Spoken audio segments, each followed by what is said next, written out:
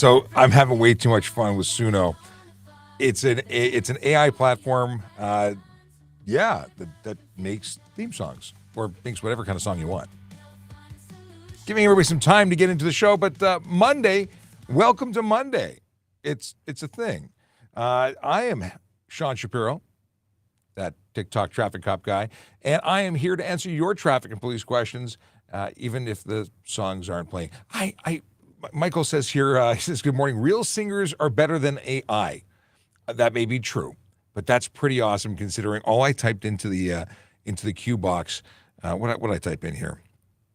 I said, make a 90s television intro for Monday's Ask a Traffic Cop episode, a talk show where police answer your traffic and police questions. No dancing and only a few jokes. It's fun, it's friendly, it's educational. And that's what it came up with. And I think that's pretty amazing. So Gerald wanted to know what it was. Just go to www.suno.ai and play with it. They have a free account. I'm having too much fun. Every day I get 50 credits to play with. And that's how I spent them. We've got Moto Windsor who says, good morning, Sean. And I say good morning to you. We have here, which is yes, our regular song is the best one, and that is written, performed by a police officer right here. Yukonatug, yes. What do we got here? We got a bunch of things for you today, things that are similar to what we have for you every day, and that is where we talk to you about Vision Zero. We answer your questions. We do it for about an hour, and you can be watching or listening to us depending on how you are tuned in. Now, if you're listening to us, you're probably listening to the replay because this is all available as a podcast after the show. We download it, we upload it, and it's available on podcast apps like Apple Podcasts, iHeart Podcasts, and Spotify, which actually hosts it and distributes it amongst all of them. Look for Ask a Traffic Cop or AATC. You can also find links to everything we do by going to, I think I put a new link here. No, where is it? Here we go, TrafficCop.ca. If you go to TrafficCop.ca, I finally put that on the screen. You can get to all our social media, and that includes the podcast. Yeah. Let's start with Vision Zero Enforcement Team before I even get into the hellos because I have the button in front of me, so it makes life easier. What are they? They're a dedicated group of officers who go out and try and change driver behavior one ticket at a time because that's a form of education. You see, I do the education here online, and if it doesn't work, if it doesn't get to you, they'll reach out and issue a ticket in person, and hopefully that ticket will serve as the education drivers need to change their behavior. What kind of behavior are we talking about? We're looking for those who choose to speed, drive aggressively, drive distracted, or drive impaired, because we know that those behaviors lead to serious injury and death on our roads. It's unacceptable. Yeah, totally. See, we understand as a Vision Zero city that minor collisions, they're going to happen. But the ones that lead to serious injury and death are both preventable and completely unacceptable. See? It's a thing. Now, if you're watching, you are probably watching on one of these, YouTube, TikTok, YouTube, Twitch, LinkedIn, Facebook, Instagram, Kick, and of course, X. And we've been seeing more and more people coming through on Twitter, X. It's pretty cool. A lot more people joining us from that platform. So welcome if you're watching there. Know that the link works and you should be able to ask us questions. And that's pretty cool. And then there's the folks over here on Instagram. I should put a lower third up that says, Instagram people, if you want to ask questions and guarantee being seen, come over to our YouTube page, youtube.trafficcop.ca. We'll take you right there. Okay. Watchdog says, nice song, but I live for the original yellow light, red light, green light, go. Yes. Thistle says, you made a song? I didn't, but Suno did. It is too cool. Okay. Jordan says, good morning. Paul enjoys the fun and says, good morning, all. User with lots of numbers says, why is Canada falling apart? That is a question I cannot answer. I'm sorry that you feel that way. You know, there's a lot of good and there's a lot of bad. The entire world is having a hard time right now. Let's see here. Eric Gu, I don't know how to pronounce his name. But the message is, I'm currently working on my OPP application. Once I submit, how long to hear back? If I worked for the OPP, I would have even a reasonable guess, but I don't. I don't work for them, and I don't have a reasonable guess. It is a process. I would talk to a recruiter before you submit it, regardless of where you're applying. Make sure that you check with them and make sure that you get an idea. All those questions could be asked by or answered by those folks. Brandon says, good morning from Orlando. Hope we all have a fantastic and positive day. I wish I was in Orlando. It's cold here today. How's the weather in Orlando? Boy Mom says, good morning, Sean. Well, good morning to you, too. And Northern Pike comes in with a good morning, everyone. And I just realized after describing where Vision Zero or what Vision Zero is, that I entirely neglected to tell you where they are today. So maybe I should do that. Today, the Vision Zero enforcement team are spending time in 13 Division and 51 Division. Those are neighborhoods like Yorkdale, Glen Park, Briar Hill, Witchwood, Oakwood, Vaughan, St. Jamestown, Cabbagetown, Riverdale, Church and Young, neighborhoods where real people live, work, and play and deserve to be safe. And we announce that every morning, where they're going to be every morning. You can find it by going to Traffic Services on X or Traffic Services Toronto on Instagram. Of course, you can also join us on our Facebook page. And again, all links, TrafficCop.ca. Okay, back to the hellos and whatnot. We have a question from Motor Windsor asking about rear views. Do you have to have a clear view to the rear? I've got a dad joke from Brandon for later. Foti wants to know about my take on somebody's page that I don't actually follow, so I don't know what that is. Benjamin says, my driver's ed school just linked your videos. You know what? We are happy that they're utilizing our videos for educational purposes. That's why we're here. So if they're teaching you with me on your screen, then that's fantastic. We're happy to. A lot of places asked permission first, others didn't, but we are publicly available videos, or we post our videos and they're publicly available, so it's all good. Tian says, good morning, everyone. Okay, here's one that I love and we'll talk about later on. Should I leave my keys outside so robbers can come take them easily? This has been getting a lot of attention in the media, and I look forward to addressing it in just a couple of minutes. We'll come back to it. I want to come back and jump on a bunch of other things first. What do we have here? Oh. If a TPS officer was driving a patrol car from the historical fleet, can they still pull people over to respond to emergencies? I don't think we'd want to, but technically, yeah, it's a police car. So there's nothing that changed it. It's a police car owned by a police service. It's got lights and functional sirens. It's still enforceable. But if I had a 1982 yellow police car, people might get a little confused. And that your mileage would vary, but it would be illegal. It would be lawful. Okay. Vigilante justice, what's this? Oh, lots of people getting upset. Or is it the same person? No, they're having a conversation amongst themselves. Please use the letter Q at the beginning of the question, so I know it's a question and not dialogue between you, because here we are with Technomaj having a conversation with Arshmallow. Anyway, moving on.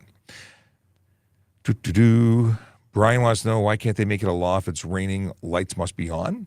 Interesting. And actually, rather than flagging it for later, I'll put it on screen and I'll address it. I don't know. They could. Always having lights on is not bad. Auto-sensing lights aren't a bad idea. But certainly they could make it a law. Currently isn't one. If it's dark out, you have to have them on. Okay. But rain in particular? No, I don't think it is. Orlando weather is sunny and 26. Awesome. Tim Shallow jumps in with a good morning, Sean. And Akela is late. It says, greetings and salutations from the Traffic Management Center. Sorry I'm late. We'll let it go this time, I guess. What do we have here? In a little while, we'll after getting to a bunch of your questions, we'll jump into some career stuff, because lots of people want to know about how to become a police officer and other jobs and stuff and things you can do with the Toronto Police Service. Looking over here. Zed Content wants to know if a TSV constable can transfer to specialized units such as PSRT or K9. Yes, we can. We're police officers first. We just happen to be working in a traffic unit, but a police officer who qualifies for whatever job they're applying for within the service can transfer if they go through the application process and do well.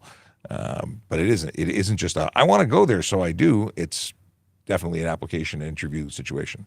Mac Teaser says, keep right except to pass. It seems like a lot of drivers do not follow the rule and simply impede traffic. We need signs posted as a reminder. This is basics of driving. But even the speeders don't, they need to stay out of the left lane except when actively passing. That means pass the vehicle, move over. Speeders shouldn't be speeding, of course. They should be losing their licenses. But if you're not actively passing another vehicle, not just going the fastest, you should be out of the left lane. Okay. doing my best to pay attention to the folks over on Instagram. But if you want to see a bigger version of the image, go to TrafficCop.ca. Choose from any of the other platforms. Instagram seems to be the least conforming at the moment in terms of connectivity with our other platforms, our stuff that manages the chat. So if you'd like to be more recognizable as a person asking a question, jump over. You can even go to youtube.trafficcop.ca.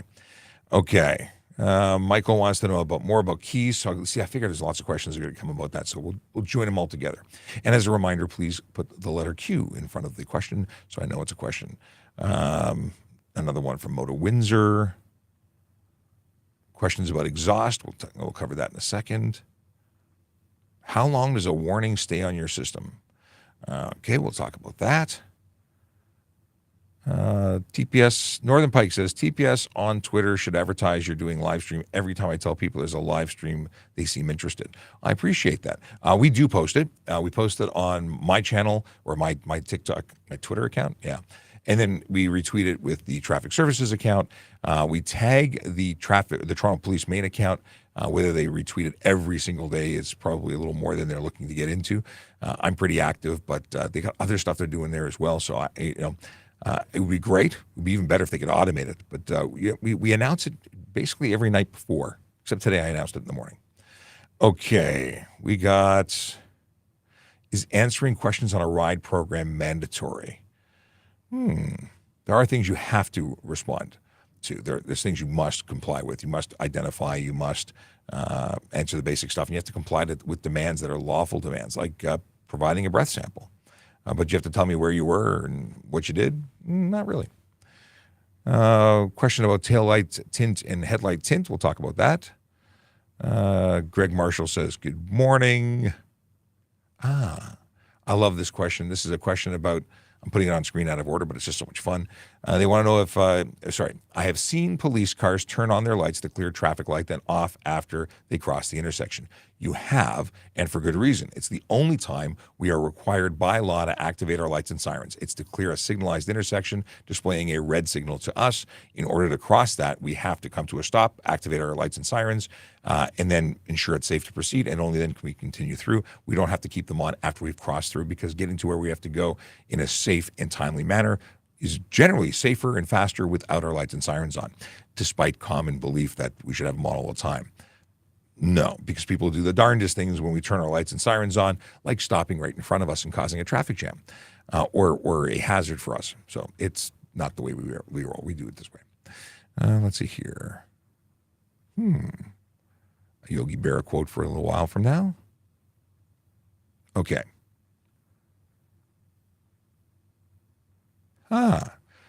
If my U.S. license is suspended, can I use my Canadian license if I have both? Well, you can't legally have both. You can have one or the other.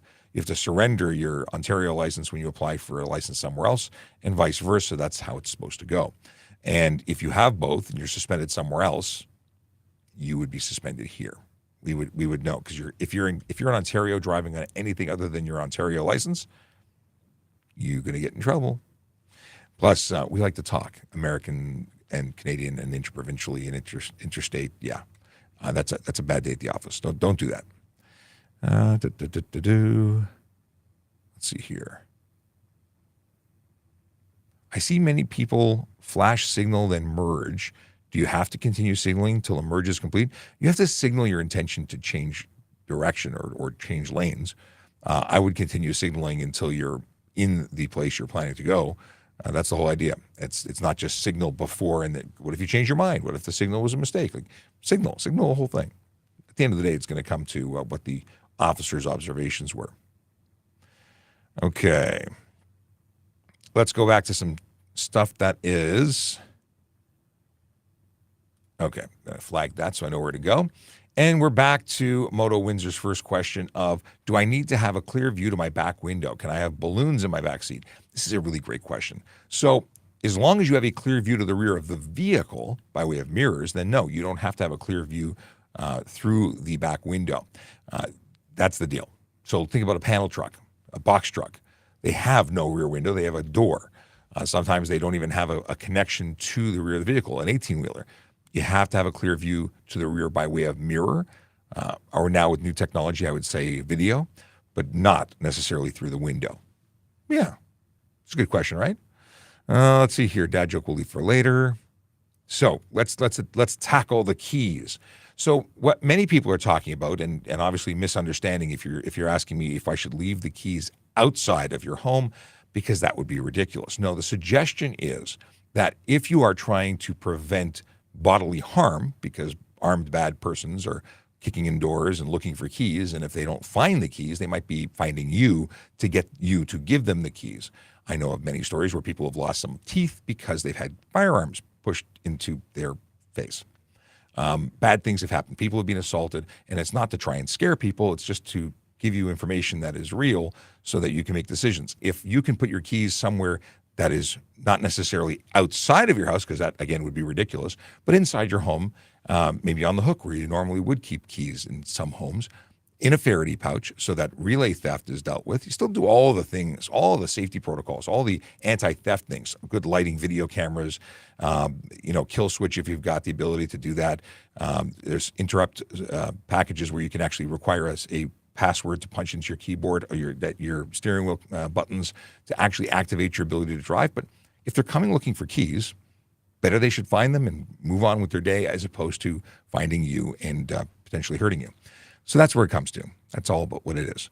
Now, Michael had the follow-up question. How is it about safety to leave keys at the front door? To be truly safe, at least, and have at least amount of disturbance? To be truly safe and have the least amount of disturbance, why not leave them at the porch? I don't think we should accept crime as normal. No, again, not outside, and people are making lots of comments, but, in the States, there'd be I took a course years and years ago. And people say, well, if we were in the States, we would just take care of things the old-fashioned way. No, you can't, because people with concealed weapons permits can't open fire on a car thief. That's not lawful. So really, it's all about protecting life. That's what we're interested in. Yeah, we'll catch the bad guys and deal with the reports for your vehicle. But at the end of the day, all of the or the most important tips are to keep you safe. Yeah. All right. Am I allowed to tint my headlights or taillights? No. Well, headlights, absolutely not. Taillights must be discernible at 150 meters, which means they have to be not only visible when they're on, but you have to be able to determine the difference between on and braking.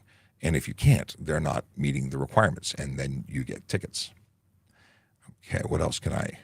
But headlights is any tint at all, absolutely legal. You can only project light in white or yellow. Anything else will be bad. You're going to get tickets. All right, we talked about this. We already covered that one, but I just forgot to unflag it. Okay. Now, how long do you need? What is this? How long do you need to be stopped at a red light to make a right turn? Saw a story in Ottawa that says they got a ticket for stopping for 1.8 seconds. I don't know if that is accurate. I haven't seen the article. Generally speaking, the 1.8 seconds, if you see on a red light camera, is to suggest you crossed over the stop bar 1.8 seconds after it turned red. So if you were still in motion as you were, traveling past that stop sign, or stop line, I should say, it was 1.8 seconds into that. That's what the clock is. Now, if you can send me a link to a story that says something different, or maybe they miswrote it, but I'd love to see it, because that makes no sense. What is this? Any modified but not too loud exhausts allowed, or just flat out illegal? So in the province of Ontario, it's not about modified versus not modified. It's about lawful. Now, in Ontario, again, 74 decibels is what the average exhaust system is supposed to be rated for to meet standard. Now, take that aside. It doesn't matter what your exhaust is rated for, because if you're generating an unreasonable amount of noise, let's say you take your brand new car off the showroom floor with a stock exhaust system, and you decide to drive everywhere in first gear, causing it to make noise. That's unnecessary noise. Forget about the exhaust. Again, turn up your stereo to full blast and roll down your windows. That's unnecessary noise. If you're honking your horn for no reason, maybe the Jays won, I don't know, Maple Leafs got the whatever, it's unnecessary noise. Could you get tickets for it? Yes, and likely you would. Now, if your vehicle has a damaged muffler, absolutely, you can also get a ticket for a improper muffler. If it's a muffler that is modified and doesn't meet the grade because at idle it's making too much noise and above idle it's making too much noise, it's beyond that of just behavior. It's just by defect or because of modification. Then you'd get an improper muffler ticket as well. If it was removed entirely, you get a no muffler ticket in addition to the unnecessary noise. What else? Something else I was going to talk about. Bylaw tickets in the city of Toronto. It used to be that motorcycles were eligible for tickets if they were idling at 92 decibels or more. But that's been amended. It now reads motor vehicle idle at 92 decibels or 96 decibels at anything above idle. And guess what? It's a $500 ticket, which is probably not fun for most people. Actually, I imagine it's not fun for anybody. Let's see here. What is it? Shug machine. How long does a warning stay in the system for? Warnings are our internal notes. They stay forever. We have no deletion. It's not on your record. It's on our file. If somebody from another police service that uses the same system, we would be able to share that information with them. And the idea is to say that, you know what, on Monday, you got a warning for your exhaust. On Tuesday, you're still driving with it because you got stopped again. You got the warning yesterday. On Friday, you got another. You shouldn't be getting more than one warning, right? We warned you about it. You didn't immediately repair it. You get a ticket. Now, that's not to say that I would give you a warning. I might just give you a ticket. Why do I need to give you a warning? You're breaking the law. Warnings are for usually minor offenses. You forgot your driver's license, but you were also speeding. I give you the ticket for speeding, give you a warning for your license, or maybe I give it to a ticket for everything. It really depends. Depends. Okay. So we talked briefly about this. Is answering questions at a ride program mandatory? So again, as a driver of a motor vehicle in Ontario, you're obligated to identify yourself, but you're not supposed. You don't have to tell me where you're coming from, where you're going to. In a ride program, those conversations are generally for the purposes of determining how much alcohol or if you have any alcohol in your system.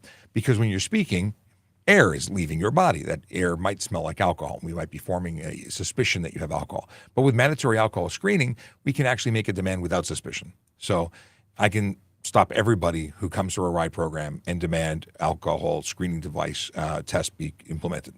So if you choose to be uncooperative, I might be suspicious of you without the mandatory alcohol screen. Like, it just doesn't make sense. So is it mandatory? There's certain things, yes, and we'll explain that to you. All right, we talked about headlights hint already. That's a repeat. We talked about this going through lights business. And Tamaz says, can video of someone speeding taken by a civilian be used to give tickets? Not exactly. If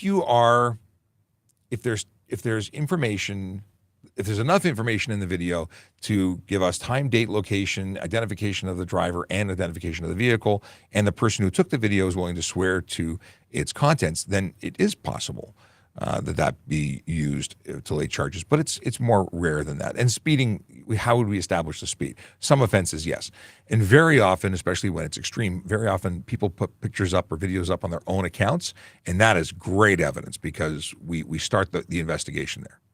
And it continues after the investigation moves on. So, yeah, sometimes yes, most of the time no. Most of the offenses require us to be in person and identify you. And so rarely does that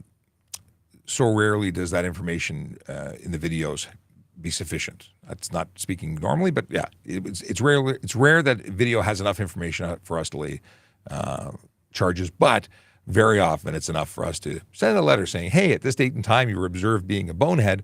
How about you stop that? And of course, that stays forever too. Customer support. Okay. How much can your tires poke out of your fenders? Well, they're not supposed to. They're supposed to be covered by fender flare, and mud flap. So they technically shouldn't be poking out. And then beyond that, I've been told a quarter inch is reasonable, but that's not anywhere in law that I can see that. So generally speaking, or to be letter of the law, it should be covered. Can't be rooster tailing or snagging your tires on people and things and stuff. Cassandra, we talked about this already, but I'll put it on screen. Do you know the cop that told us to leave our car keys accessible to break-ins? Yes, I do, and he's correct in the information he's providing. He's saying that if someone's going to break into your home to get the keys, don't make it more difficult to find them, because they just come, armed and dangerous and drag you out of bed so that you can be made to give them the keys. I'm sure you don't need that trauma in your life. So they say, and this has been the party line provided by our community police, what is it, CPU? The Community Police Engagement Unit has said for quite some time, make them more accessible. If they're already in the house, they've gone through that threshold, they're willing to break in, better they get the keys and move on with their day than to deal with you. So I hope that clears it up. No one's suggesting they should be outside. They should put a sign saying, find me here.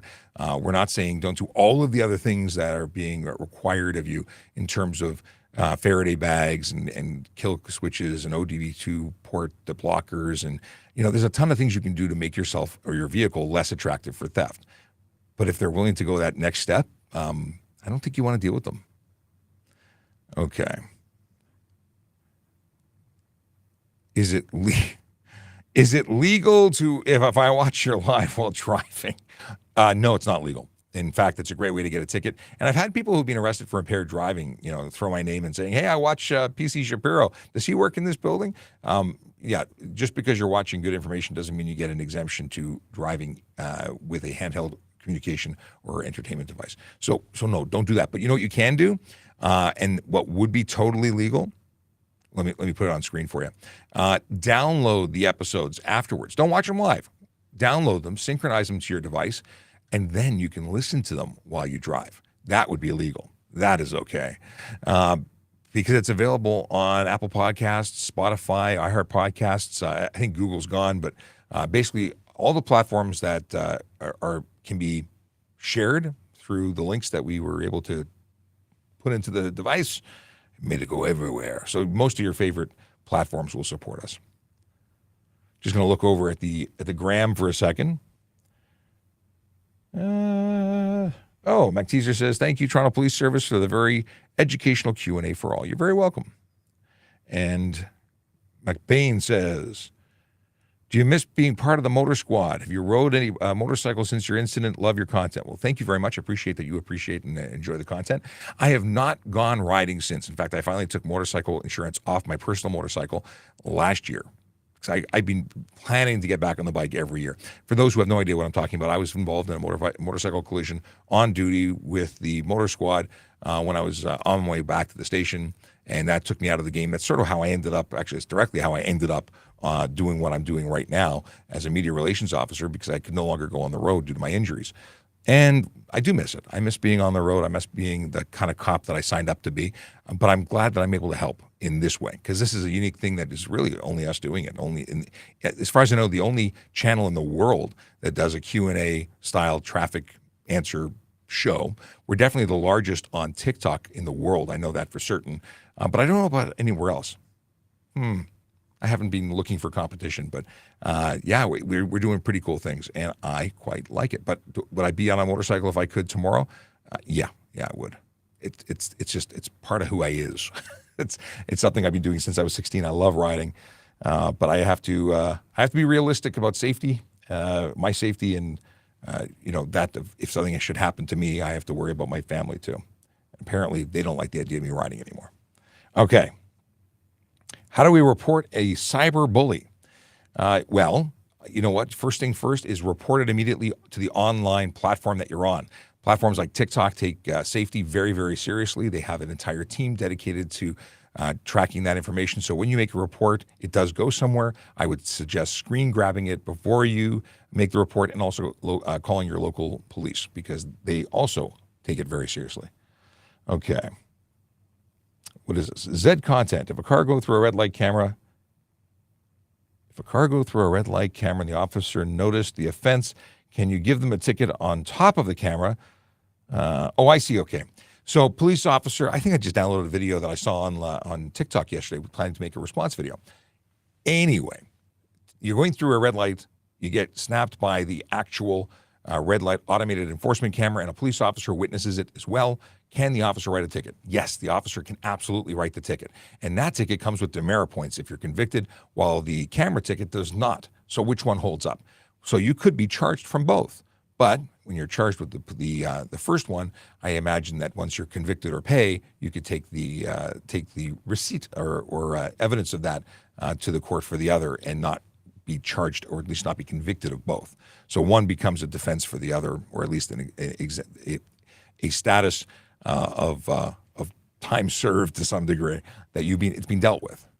Yeah, I think that's the way it's going to go. But can we charge you? Yes, we can. Ours is the higher priority. All right. Interesting. Why is it illegal to put a cover on the rear license plate, but it's okay to cover the front plate? It's not. It's illegal to cover either plate. You're not allowed to cover your plates. You can't put frames in them, covers in them, nothing. And I know that some officers have said, well, I get why you're doing it on the front, so you can cover that one, but it's not okay to cover the rear because that one's important. No, they're both important. The regulation says you can't cover either one of them. You'd be charged a $110 fine for obscuring your plate, and rightfully so. We need to be able to read those plates. Our automatic license plate readers need to be able to read those plates, and covering them up is really only for one reason. It's to avoid detection. I know that some people think it looks cool to have a tinted plate cover, but no dice. Not cool. Cool doesn't count. Okay. Good morning, Vern, who asks, good morning from Vern, who asks in BC, and then a whole bunch of stuff just updated. Let me scroll on back. Here we go. In BC, cars have to be equipped with daytime running lights. Or are you asking me, do they have to? Or are you making a statement? Because new manufactured vehicles have to have them. But in terms of whether you have to have daytime running lights as a provincial mandate for all vehicles, I couldn't speak to that. In Ontario, new cars obviously come from factory with them. If they broke, do you have to repair them? You have to have headlights on during certain times. And those headlights, if you don't have them on, would result in tickets. But there's no lack of daytime running lights ticket in Ontario. And Vel wants to know, who makes sure that cops who are having a bad day don't take it out on us with bad attitude? Maybe that's just who they are all the time. I couldn't tell you. Cops are people, and good days or bad days, we tend to be pretty smooth on the every way we treat people is the same. But sometimes people are people, and bad days do shake through. In terms of if you're breaking the law and you don't like the fact that you got a ticket, that's probably not them having bad attitude. It's you probably being a bad driver. If they're rude, that's a different story. If they're rude in response to your rudeness, that's probably them just trying to, make it equal. So if you speak in a way that's rude, maybe they're trying to be rude back so that you understand the same language. But if you're polite, I can't imagine anyone being rude to you. And if they are, put in a complaint because you can do that.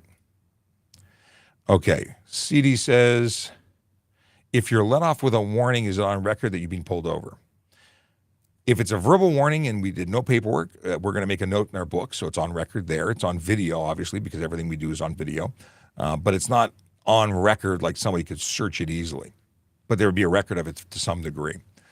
Yeah, that's about it. I mean, we run stuff. When we run your plate, it's recorded that we ran your plate, so there's a record of it there.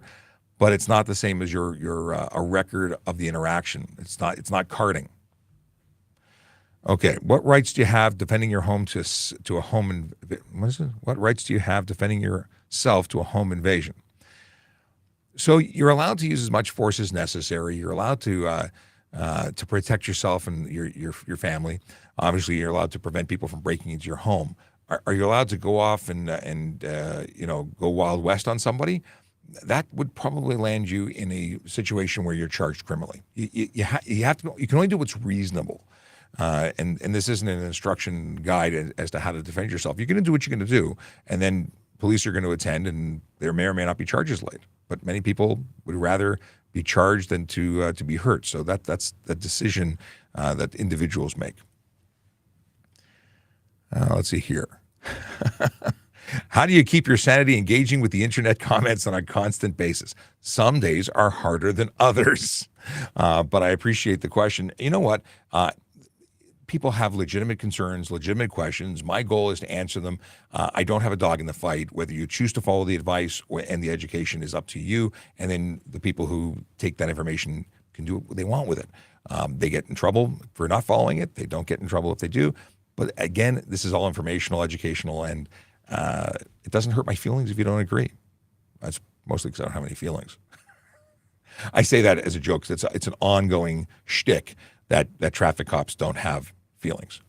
I do want to talk about not education, but employment, because so many people want to become traffic cops. Actually, I was really impressed. A while back, I spoke at Humber College to a class of students who were going through police foundations, and I was approached after the lecture that I gave, and a young man said, you know, when I joined up to become or not joined up to police, but became a police foundation student and decided I wanted to be a police officer.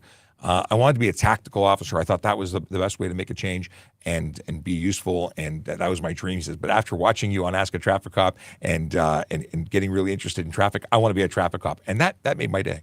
Whether he was telling the truth or lying to me, I don't know, but it worked. I felt good about it. But if you'd like to become a member of the police service, if you'd like to be involved in contributing to your community, being a member of the police service is a great way to do it. You don't have to be a police officer, but being involved with your community is a wonderful thing. Now, let's see here. We go to, I meant to do this. Hang on, it didn't work. Different button. Here we go. TPS.ca. I moved things around this morning. TPS.ca/careers will get you to this magical page of smiling, happy people because they're all employed for the service. If you scroll down, you get a list of different positions that are available, or at least headings. They may not necessarily be open, but police constable is the most popular one, I would imagine. And you can apply by going to this page and clicking apply now. But before you decide to apply, read everything there is to know on this page. Get to know it, know what the requirements are. Worst thing in the world is to get through, to the next level of process, only to be told you didn't read something, you didn't know something, and you're not eligible. You wasted their time, your time, and nobody's happy. So you can also get a hold of different officers who are involved in the recruiting process, find out how much money we make, what the benefits are, but it's a whole bunch of info, and it's all good info. Now, police officer is not the only position we have. Special constable is how I started the job. Back then it was called court officer, and we did prisoner transportation and courthouse security. Now that is expanded. There's more positions available within the umbrella of special constable. Of course, we have parking enforcement officer. Those are the people who keep our city moving. It's a fantastic job. I applied for it once upon a time. I was a special constable. I wanted to go out and see sunlight because I was working in the cells, and I thought I would be making a good change. Did not end up making that move, for better or for worse. And communications operator are those magical people who answer the phone, taking your 911 calls, and then the call takers send the information over to the dispatchers who actually tell police officers where to go. Sometimes they really do tell us where to go. Lateral hire is for police officers from another agency wanting to move over. Auxiliary officer is another way that I started. Actually, it's the very first way I started with the service was as a volunteer. Best volunteer experience possible. We call ourselves checkerheads, or maybe people call us checkerheads, but it's because we have checkers on our hat bands. Unpaid, uniformed volunteer civilian role. Fantastic opportunity, seeing your city in a way you've never seen it before. But then it gets to this page. I like civilian roles. Why? Because there's so many different positions. People, don't generally consider the police to be more than policing.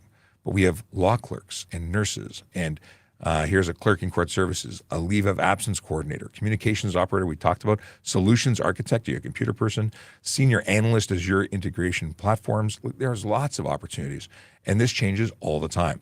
You'll see that this was posted on the 29th of March. Sorry, must apply. It's the cutoff is the 29th of March. When did it get posted? I thought I was reading. Anyway, check it regularly, see if there's something you'd be interested in applying for, and then apply, because that's the only way you're going to get hired is if you actually apply. All right, let's get back to your questions.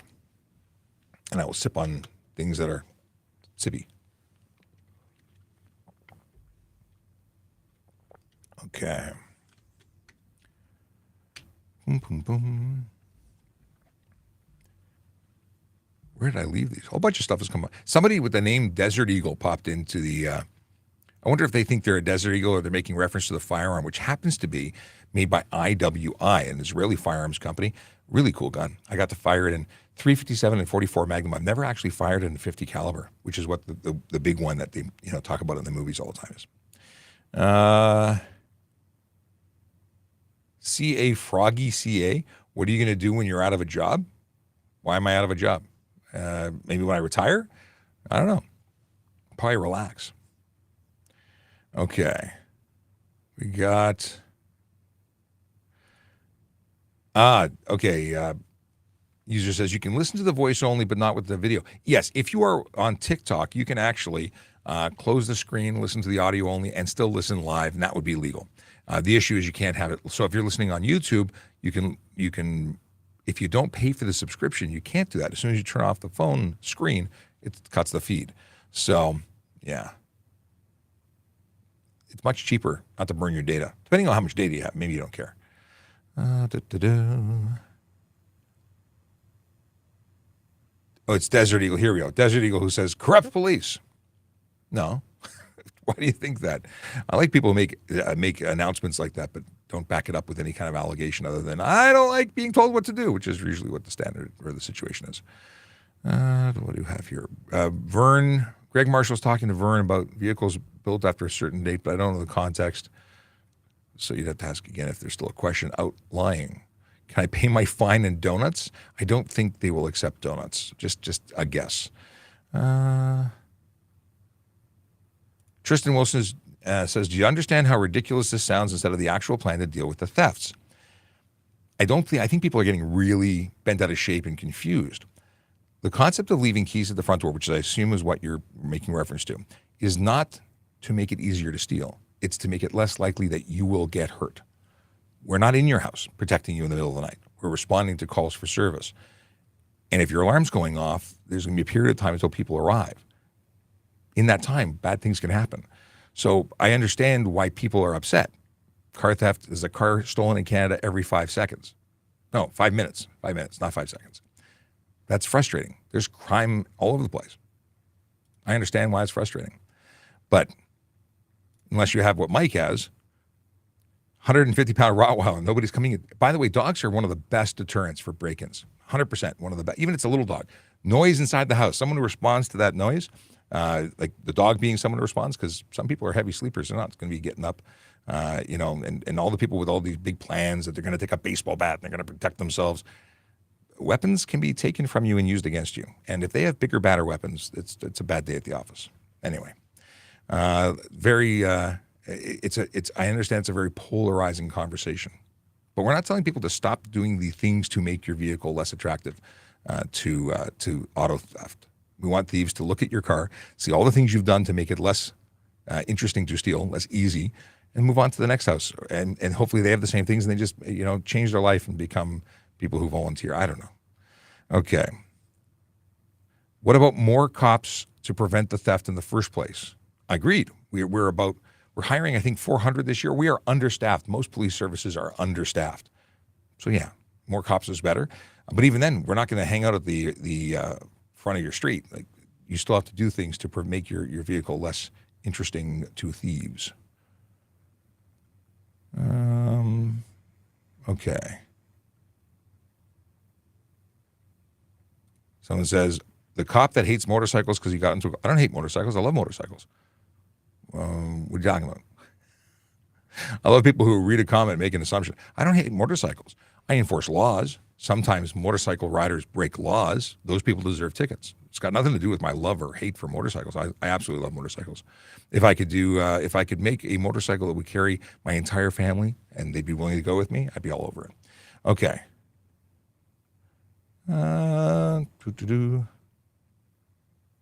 Okay. A lot of people, very tough. I like this. Mike says, I don't care who breaks into my house and takes me on my own hands. That person is not coming out. Okay. Again, lots of tough people, but I know someone who lost their front teeth when, a gun was stuffed in their mouth. So bad things happen. Paula. Okay, I see your comment. What happens if what is this? So, what happens if I try and hurt the thugs back? Losing my vehicle will cost me a job. See, people can defend themselves. Hey, how you doing? But it's not always a good idea to. It's not always a good idea to fight back. When someone's coming by who's armed, we're suggesting that, like in a what's it called, carjacking situation, we don't say, put up your dukes and fight it out. It's a car. It's insured. Okay. Boom, boom, boom. Scrolling through. Let's get to some questions. How is everybody today? Some people are very upset about some information that was shared in the media, and I think misunderstood. And this is the discussion about car theft. And some people say, "Oh, we're being told to put the keys outside of the house so people don't break in." That's not the advice given. Not at all. But so I see on the door. So how about by the door in a Faraday box so it can't be used during relay theft, but they don't have to come in your house and harm you further and the rest of your family while they're trying to take what they want to take, and sometimes with violence. And that's the ultimate thing. We want you to be safe. That's why we have insurance. And I'm not saying it's perfect, because you're going to get possibly a car, maybe not the model you like, but maybe it's going to cost you more. Like, this is not a good situation. Nope. And ideally, catching bad guys is what we'd like to do, but we can't stop everybody everywhere from doing bad things. Although we'd like to. Yes, we would. Okay. I'm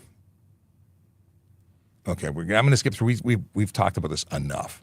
But I see a lot of comments all about the same topic, because people it really is something that it's upsetting. I would be upset if my vehicle was stolen. I would be more upset if my family, my neighbors were traumatized by the senseless violence that these people are willing to perpetrate to innocent people that are doing everything lawful. It's disgusting. It really is. Now, one person commented and said that I just said that you'd be charged if you hurt a thief. It's not that if you'd be charged if you hurt a thief. If you use unnecessary force, and that's a legal thing. It's not like there was a situation where somebody broke in or tried to rob a store, and that storekeeper then beat the guy up with a baseball bat. Yes, outside of the store after the robbery had occurred. Yeah, and the guy was originally armed with a knife, from my understanding. Yep. But when the threat is no longer real or immediate, the person's running away. There's all sorts of different levels of what you can do, and you're responsible for what you do just as much as they're responsible for what they do. Just like every police officer is responsible for how much force they use on any person, and they have to be and they're held accountable for anything in excess of what is reasonable and necessary to affect the purpose. A question of I don't know what that is. So something about roofs. I don't know what the roofs. The question is about roof toppers, but I don't know what they're talking about. Okay, driver's licenses. Are you a traffic cop? Yes. Yes. Do you need to go to Ontario Police College to become a cop? Yes. All police officers in the province of Ontario had to have graduated or have equivalency with the Ontario Provincial College. Right. So you don't actually have to go to the Ontario Police College. You have to have an equivalent training. So the RCMP College, the Atlantic Police College, I believe the Quebec Police College as well, will give you the equivalent. And then you come to the specific service. Our police college. And then you get trained on the way Toronto does things, or the way the OPP does things, or the service that you're going to, how they do things. So the more you have to learn the basics of the police college. And the basics are the basics across Canada. And then you get the more provincial finite ones here at our own police college. Now, Dale says there's a growing number of people who are stopping at red lights on right-hand turns. Yes, it is a huge problem. It is one of my biggest pet peeves. I agree. I have actually been in court when the red light camera tickets have been challenged. And people said, well, yeah, I didn't have to. I was making a right. It doesn't matter. No, you have to come to a complete stop.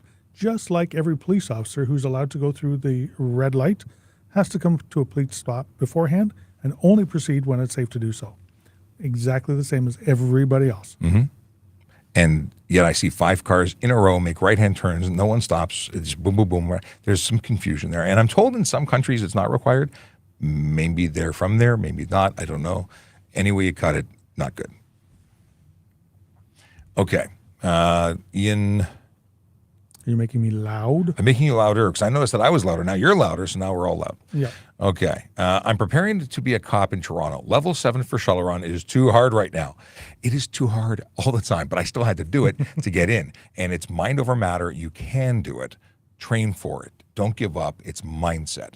And if I can do it, anyone can do it. It's just a matter of putting your mind to it and training specifically for it. There's some tips. I don't know what just because you can run in one straight line does not make you good at that.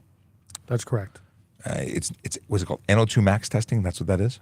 Yeah, I have no idea. I didn't have to actually do it. Yours was 1.5 miles? Mine was 1.5 miles run timed, and that was the standard of the time. And it changes and it gets more realistic as time goes on, because they find that, they have to keep the running standards up. In some ways it's easier.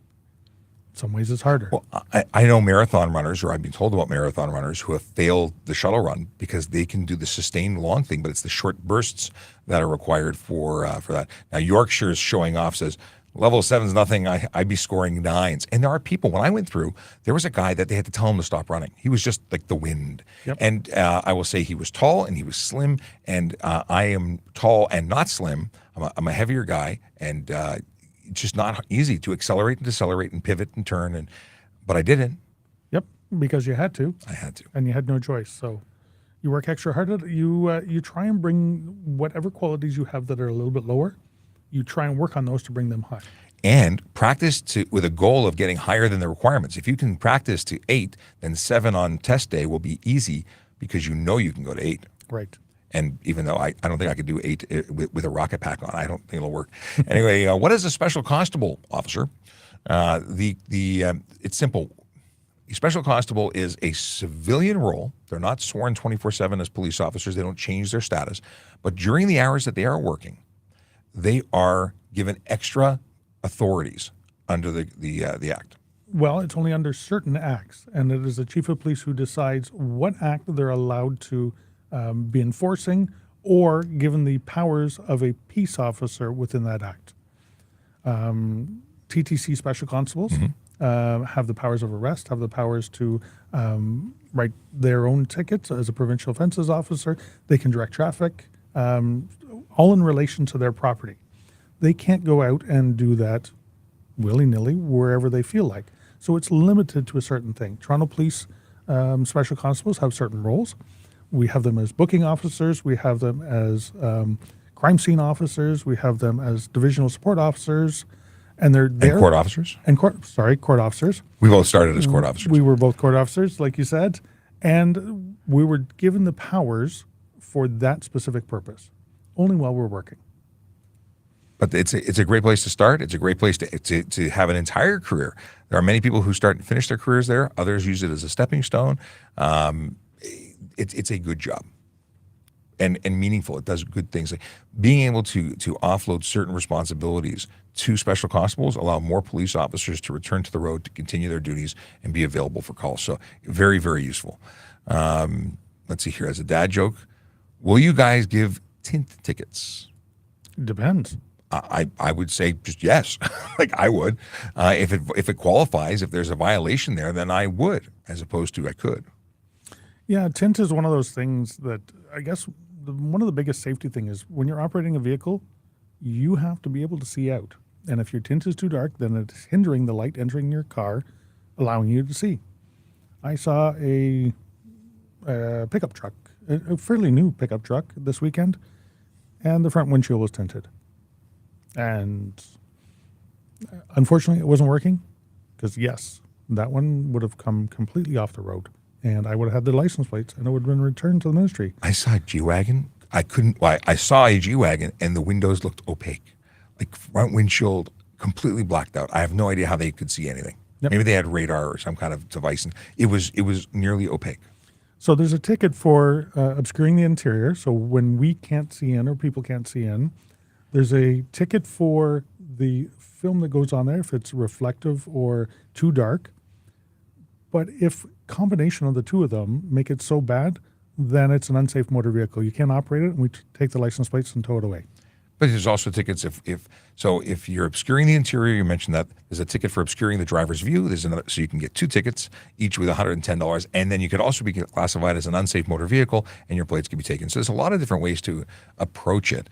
None of them are fun for the driver, and the truth is, those windshield and dark tints that obscure the ability for people outside of the vehicle to see in really cause stress and anxiety for pedestrians, cyclists, other motorists who are looking for those nonverbal cues, trying to make eye contact with the driver to be able to understand what you're going to do. Not to mention police officers who are looking from an officer safety perspective. When pulling you over, is there something in that car that we need to know about? Are you wearing your seatbelt? Are you using your cell phone? Are you up to no good? Like, what's going on? So there's a lot of reasons why tint is bad. I got pulled over and was told, we're going to let you go with a warning, just drive safe. Our warning's recorded on someone's record. Was it a written warning? And depends on what police service issued it.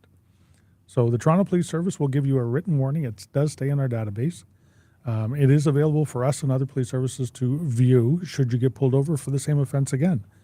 I'm going to suggest, now it's up to every individual officer, but if you've had a warning for the same thing previously and you get pulled over for the same thing again, you're pretty much going to get a ticket that time. And not almost guaranteed. Yeah, but I'm not a big warning person. My warnings were issued when you done something big, you got the ticket for the big thing because that was a dangerous thing. You had a minor thing. And I'm going to be the nice guy and give you the minor thing off sometimes. Yep, I agree. But unless you decide you're going to be something next level for rude, and then maybe you get all the tickets. It's kind of choose your own adventure. All right. Did anyone ask about auto theft? Yeah, we've talked about it a lot this episode. Questions about you can't pay. What is this? Can't pay a fine in cash? That's not us. You don't pay it to us. It's the court system. As a theft prevention officer, can I leave my work site with my baton in my bag? So a baton is not a prohibited weapon. It is a weapon. And are you allowed to own it and transport it? Yeah. Depends on what you're using it for at the time you're using it. Yeah. Just like a baseball bat. Is it a weapon? Can be. Is it a prohibited weapon? No. No. And if you're using it to play baseball or walking to the baseball diamond with it, then there's not a problem with it. But going to and from work is a reasonable use. Absolutely. Same thing, I use the example of a machete.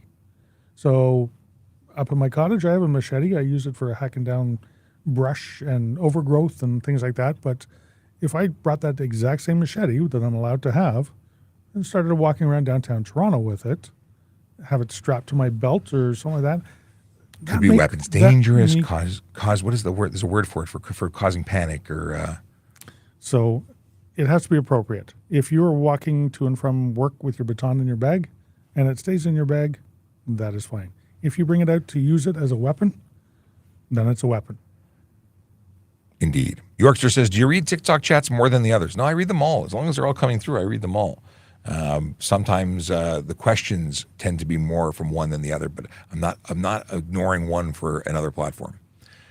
Let's see here. And if you actually have a legitimate question, put a Q in front of it so we can see it easier. Yes, and that's a lot of that. I try and skim through for the Qs because some of this is banter amongst people, just chat. It's not for me to read, or at least it's not stuff that is to be shared with everybody else. Can you do a citizen's arrest on a cop if you see them commit a crime? This is one that, two things are present. One, call the police, report police to the police. We want to find bad cops. If you know of a cop that is involved in criminal activity, that's something you should be reporting to police. I would definitely not suggest a citizen's arrest where you walk up to someone and said, "Excuse me, I'm arresting you." It's not going to go well for you, especially if they're a criminal. Right, absolutely. And you must know your powers of arrest, and it has to be legitimate and justified and lawful. If you walk up and stop a police officer and advise them under arrest and you're not lawful, you may find yourself under arrest for the same thing. So, and you know what? There are certain sections of the criminal code where it allows us to commit a crime. We have an exemption. So, on certain instances. So. My program says this is not how to do live streams. You take 15 minutes to answer one question and ignore the others. We do our very best, and sometimes we go much longer than we plan to. It's a 1 hour live stream. Sometimes we go 2 hours because there are just so many questions. But these are questions that can't be answered in yes, no, not really. Like they need some information shared. So I'm sorry that you feel that way. I'm assuming that they're talking about the vehicle theft and keys question. Went a little long. Which one? I don't know. Yeah, it did go a little long because it's a touchy subject. People are really upset. Let's see here. If there's boom, boom, boom. Is there any solution that you can think of for car theft on the car theft topic? There's lots. In fact, we just put out an episode on Friday. You can get it on our YouTube page and our Twitter page. And it was an interview with the CAA insurance people. And it talked about all the suggestions for how you can make your vehicle less attractive. And those are all things that we support. I think there's some great technology. Have you seen the devices that can be hidden in your vehicle where you have to punch in a combination on your keyboard? So even if you have the key, you can't start it. Yep. And I think that's a great solution. The problem is it takes somebody's knowledge to be able to start it. Mm-hmm. And does that mean more people are going to be in danger because they're going to be demanding that knowledge? Same as having your keys available. Yes. Yes, I agree. So, you know what? It's a tricky, slippery slope that we go down. I honestly believe that car manufacturers play a huge role in what is happening right now. I believe that, especially with the relay thefts and things like that, where you don't need a key vehicle reprogramming, they could certainly make it a little bit tougher, a lot tougher for people to do that. So the ones where they're going in and stealing their keys, those are crimes of violence. I think the best way to stop that is stop people from doing it. And catch the bad people and put them in jail. Yeah. 100%. How about cops going in over speeding? So you mean cops who are speeding?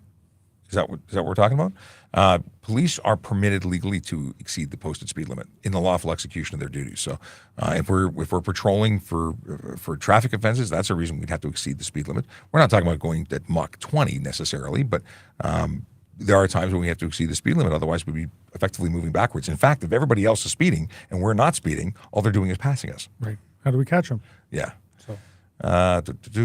Insurance won't cover you. A bunch of people have been saying recently that when their cars are being stolen, their insurance is not replacing them. I don't know anywhere where that's the case. You have to have fire and theft on your vehicle. Right. If you don't, then your vehicle is not going to get covered. I'm going to tell you, when I had my vehicle, my first very, very first brand new vehicle I ever had, and somebody hit me at a red light and wrote it off, I didn't get the entire cost covered. And that's what made me a victim of bad driver.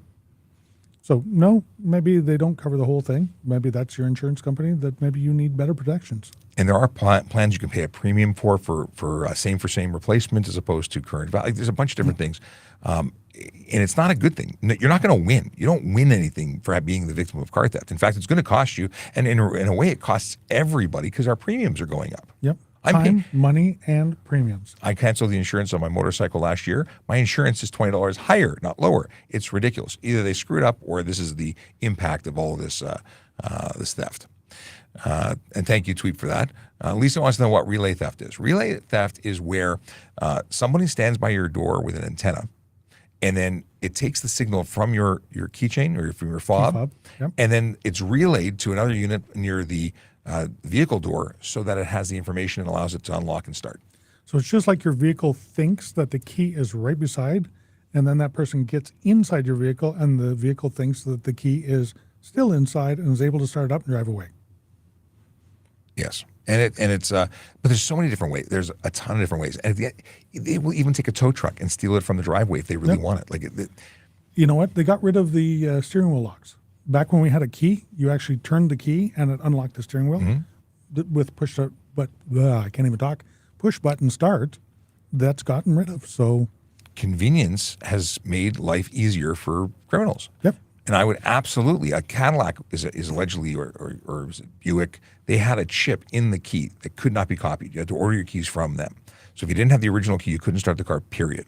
And that was allegedly the best system in place and has not been improved by these new technology. But I love being able to get in and press a button and go. That's awesome. And also the reason we're having a lot of the problems. My vehicle that I have today, I won't have it tomorrow, but my vehicle I have today is an actual key.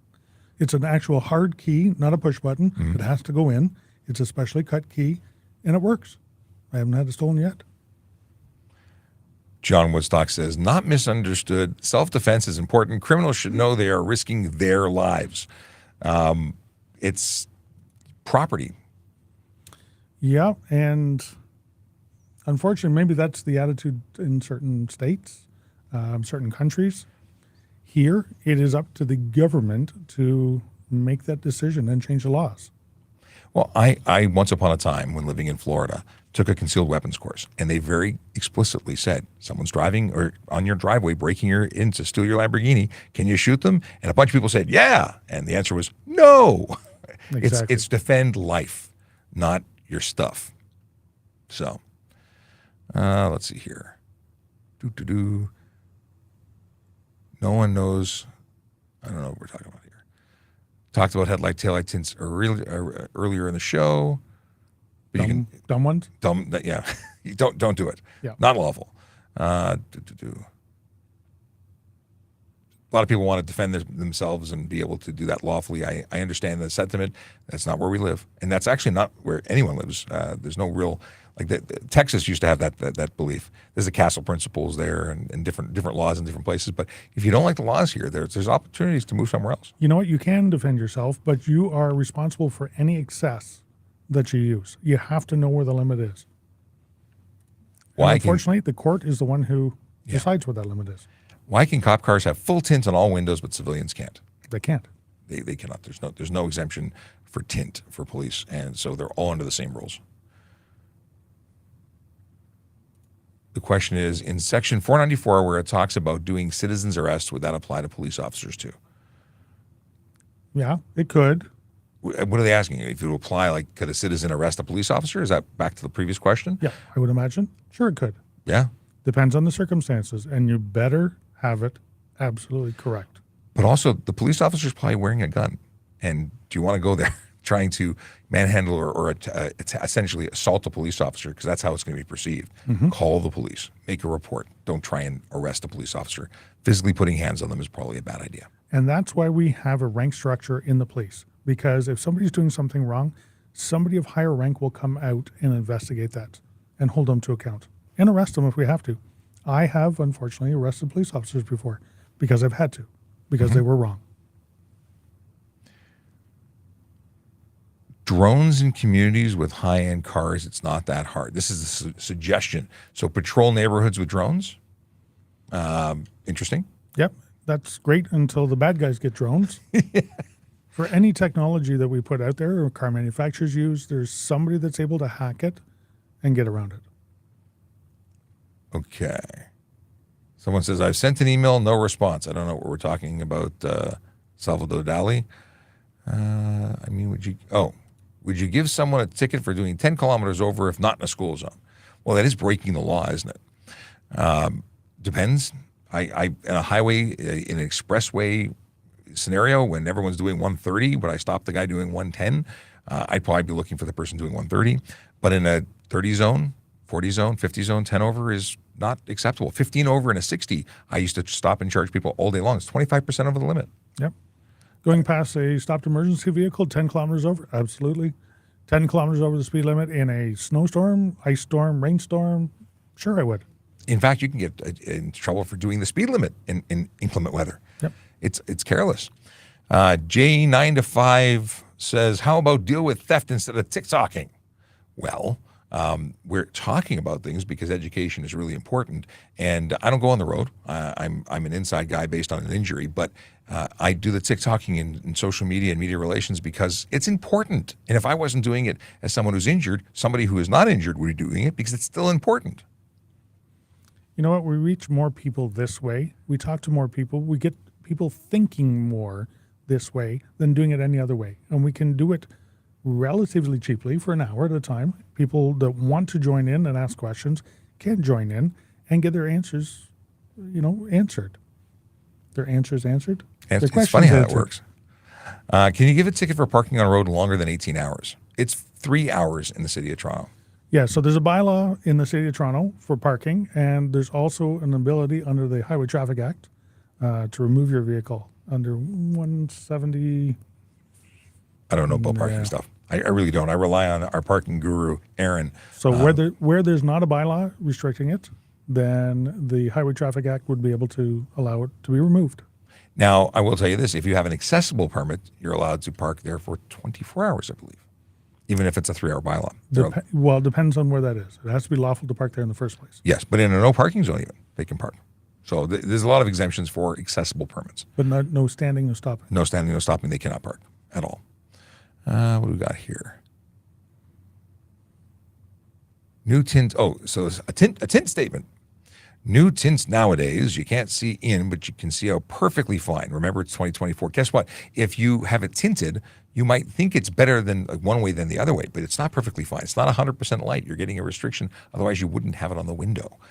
It is tinting, and yeah, you can't see in, and seeing in is actually a very important component of tint. We need to be able to see in, both as police and the public. And it's bidirectional light transfer, so 30%.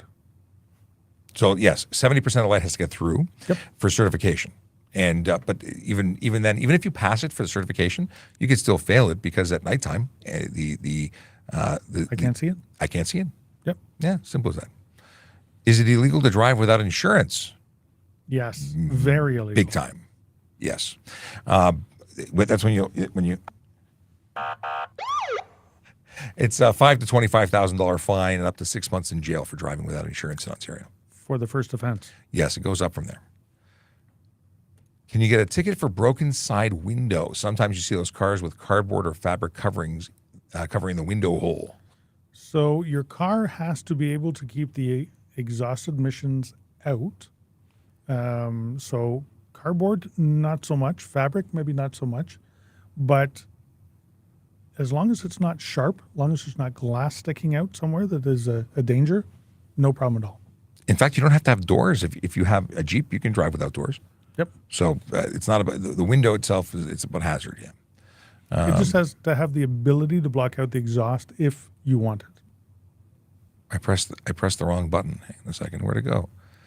The question was, I thought it was a good question.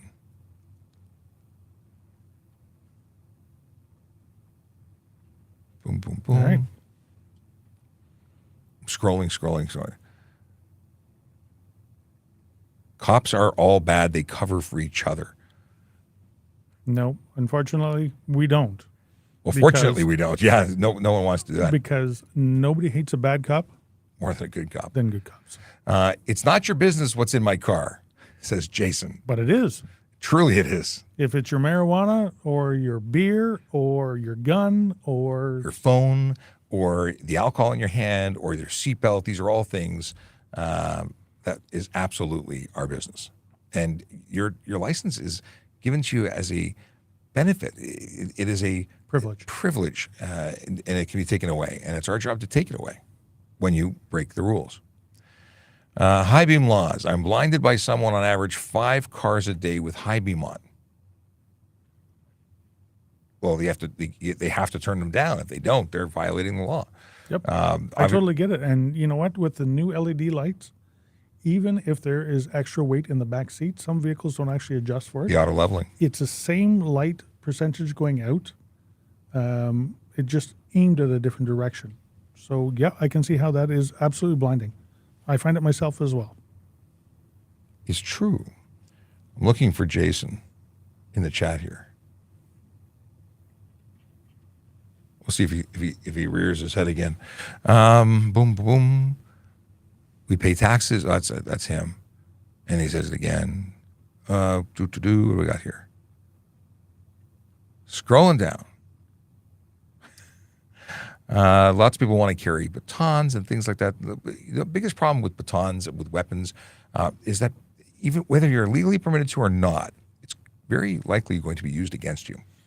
And it is a weapon. That is its sole purpose is a weapon. So if you're walking around with a weapon, then you can expect to get stopped and investigated for it. So here's the Astral says, please take immediate action. Penalize drivers with annoying and harsh headlights. That is something that we do look at all the time. I mean, we're looking at vehicles. We're going to be blinded by a car, spin around and go pull them over. That's generally how we find them. I was about to say, we get blinded as well. We're drivers and we're out there as well. So I agree. While driving a vehicle, are you allowed to cross through a crosswalk if it's in use by a pedestrian? So you have to understand the rules, and this is what we're going to break down. You have to yield to a pedestrian who's legally in the crosswalk or on the roadway. And that means that you cannot go into their path. So if they've passed your half of the road and there's no crossing guard in that crosswalk, you can legally proceed through. That's a crosswalk. Yes. What about a crossover? Now, a pedestrian crossover, a PXO, that's one where it is not in relation to an intersection. It's just it has a lighting system. It's properly marked. PXOs, you have to wait until they're entirely off the road.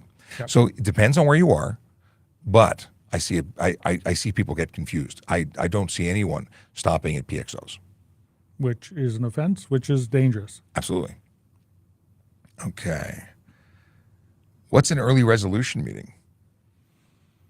Well, obviously you've gotten yourself a provincial offenses ticket, and the prosecution has offered you to come in and discuss it to see if there's something that could be done to resolve it early, maybe with a lesser charge, maybe with discussion on the fine, or just to see if there's enough evidence to proceed before court.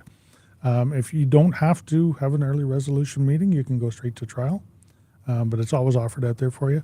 I would suggest going to it because you get to know what is being said, alleged that you did. And if you don't like the deal, you can still proceed to court. So Yep. it's an option. Absolutely. Tweep says, why don't you ban / time out the spammers and people who are intentionally being disrespectful? Because that's a part-time or full-time job in itself. And I don't have somebody helping. We're it. When we have the ability to have someone act as our producer, they do exactly that. And it's fantastic, and I appreciate them. And you know what? Some ignorant people do that to us in real life out on the road all the time. So it's part of the job. And you know what? We've got big shoulders, and you know what? We can deal with the ignorant people. This is true.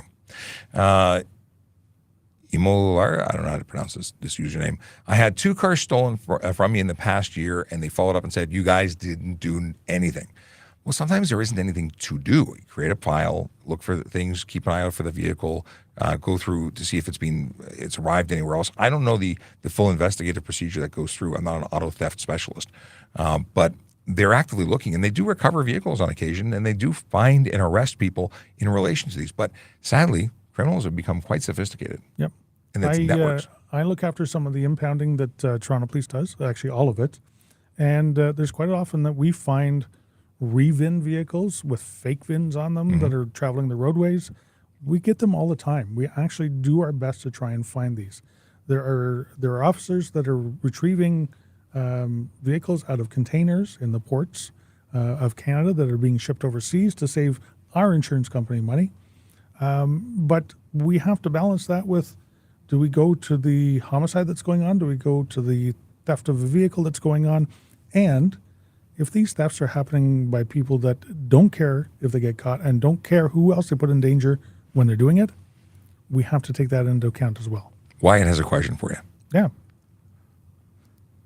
Yes, that would be kind of cool. Lightsabers. Yes, I think that should be the next level of. We should all become Jedis. Can we have LED light bars in a vehicle? I'm assuming you mean on a vehicle.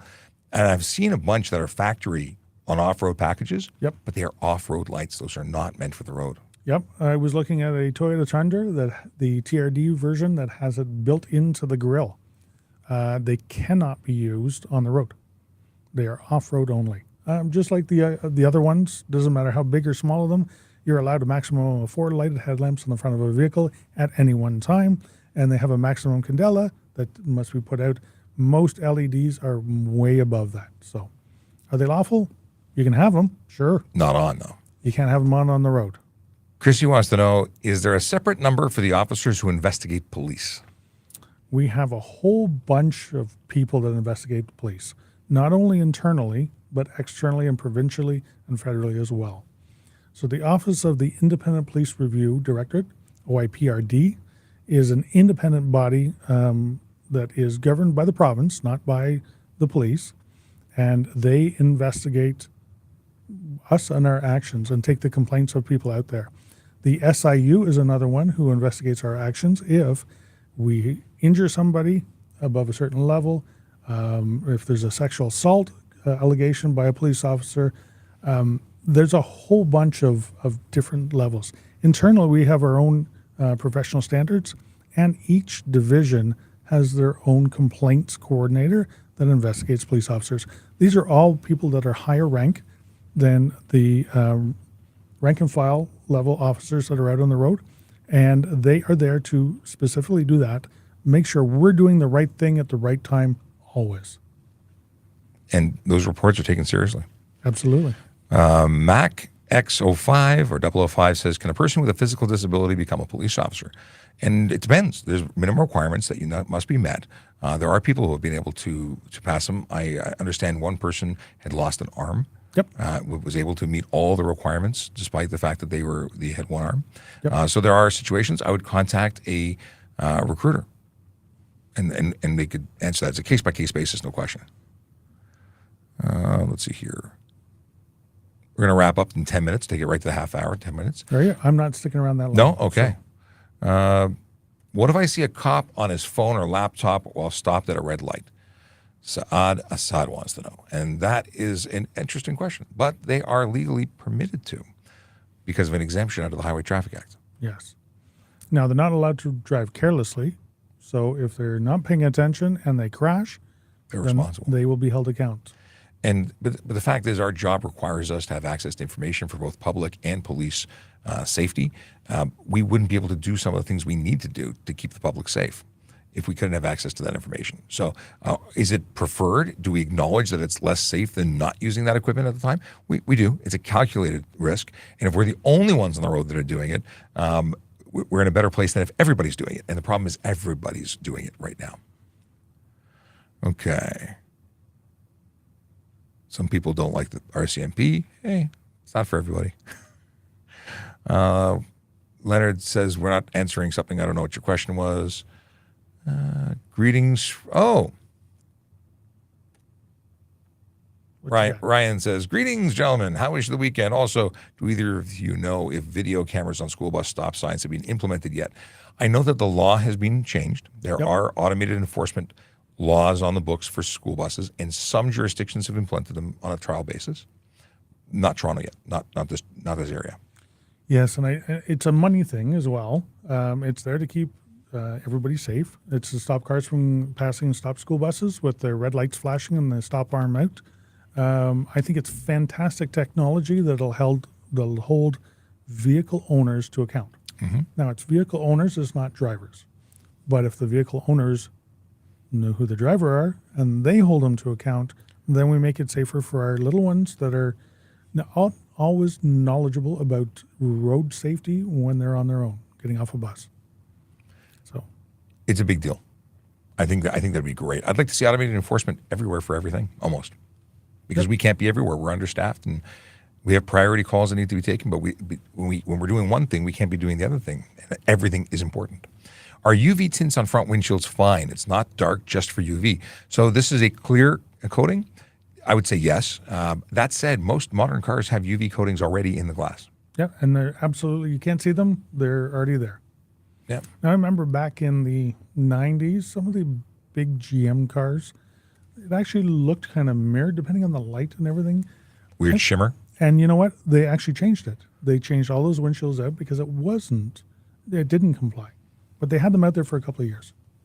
If I'm doing the post at 100 kilometers while the flow of traffic is 130 to 140, am I not the one impeding? So yes and no. The impeding traffic implies that you're not breaking the law. It's not about impeding those who are unlawful. If someone was robbing a bank and you got in their way, would you be getting a criminal charge for getting in the way of a bank? No. I keep using that. It's a terrible excuse, but I can't think of anything else that translates as well. It's not about impeding at that point. Stay to the right, because there is a law in the books that says you cannot. You have to stay to the right if you're and not. What is the wording for it? It's slower moving traffic.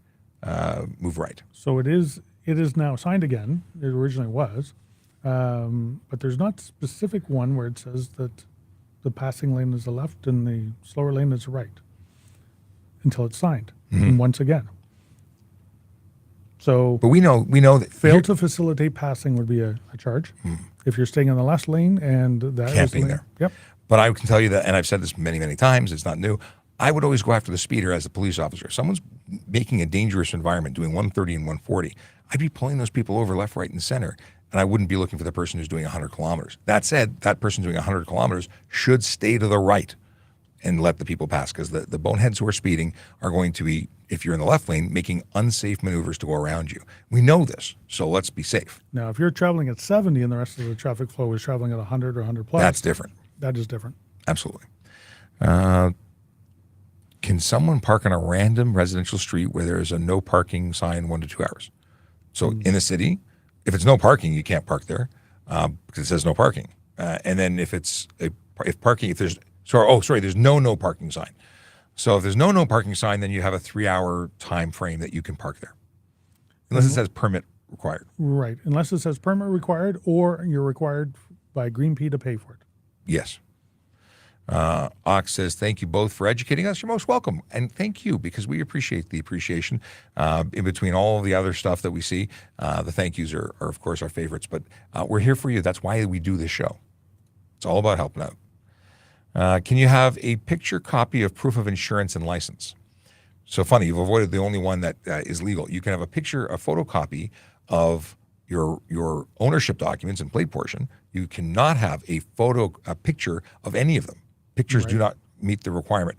The only thing that you can use electronic proof for is your insurance proof, and that is only if the provider, the insurance company, gives you an app that allows you to log in and have that information, and it's verified. It's not just a file saved on your phone. Right. It's an app. It's an app for that. But yeah, no photos. Now, will it help? Is it helpful to have a copy of it? Like in case something happened, although you should never keep this stuff in your car. If it was stolen out of your car, which is bad because now they know where you live, but that's another story.